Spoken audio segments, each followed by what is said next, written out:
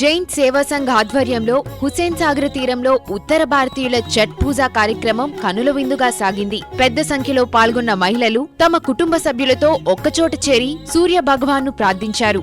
ఏటా కార్తీక మాసంలో బీహార్, ఉత్తరప్రదేశ్, ఒడిశా, అస్సాం, బెంగాలీలతో పాటు నేపాల్ ప్రజలు ఈ వేడుకల్ని 4 రోజుల పాటు ఎంతో భక్తి శ్రద్ధలతో జరుపుకుంటారు. వ్రతాన్ని ఆచరించేవారు ఉపవాస దీక్ష చేస్తారు. 4వ రోజున నది వద్ద పూజలు నిర్వహిస్తారు. మోకాలి లోతు నీటిలో నిలబడి సూర్యుడికి ప్రసాదాల్ని సమర్పించడం ఈ వేడుక విశిష్టత.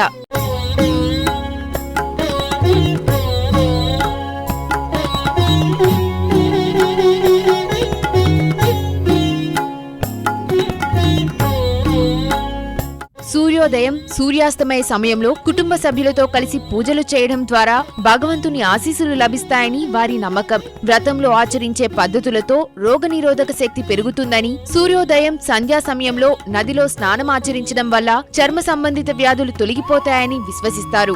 छठ पूजा करने से अच्छा होता है, बहुत सफलता होता है और हस्बैंड, बेटा सबके लिए, घर परिवार के लिए, सब कोई के लिए बहुत सफलता होता है। में अपना पति बच्चे अच्छा रहना, अपना संसार में जो भी है वो अच्छा रहना, अपन संसार सूरज भगवान से गोड़ लगते कि मेरा सब कुछ अच्छा रखी, इसके लिए पूजा करते. బీహార్ది చాలా పెద్ద ఫెస్టివల్. ఇలా మనం సూర్యుని దేవతకి పూజ చేస్తాము. మార్నింగ్, ఈవినింగ్ మనం సూర్యాస్తం అయ్యేటప్పుడు ఒకసారి ఆరతి తీస్తాము. ఇంకా పొద్దుగాల ఇంకోసారి చేస్తాం. మార్నింగ్ 4 o'clock to 5 o'clock సూర్యోదయం అయ్యేటప్పుడు ఏమంటారు ఆరతి చేస్తాము.